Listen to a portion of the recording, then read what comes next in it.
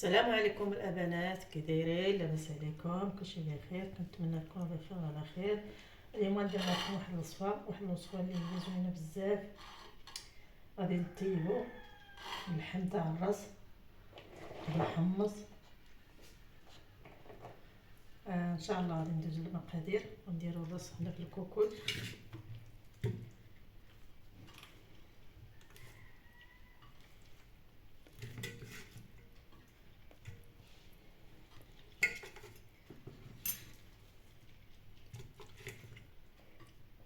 ندير القبيضه تاع القزبور والمعدنوس.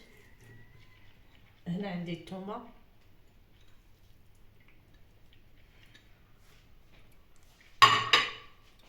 غندير العطريه،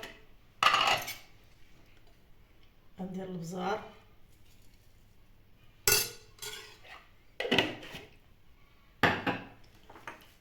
غادي ندير التحميره باش تعطينا اللون. الفلفل سميتها الفلفل الحلوه. هنا غندير الخرقوم،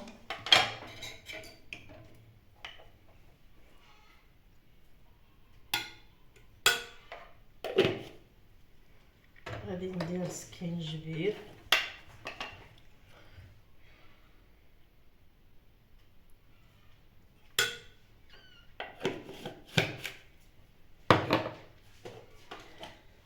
غادي ندير الملحه،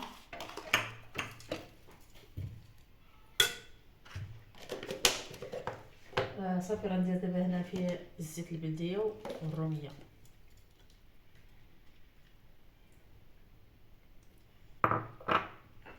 وغادي ندير البصله،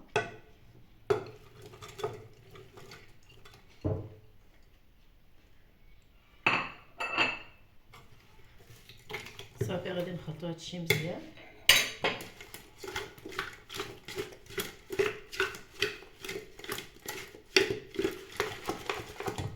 صافي غادي نديه فوق البطاطا يتقلى ليا شويه. من بعد غادي ندير الحمص، ها هو الحمص. وصافي خليكم معنا ان شاء الله كنطيبوا هادشي ان شاء الله ونرجع معكم. بسم الله. انتم الاخوات، هذا الراس ديالنا طايب مزيان.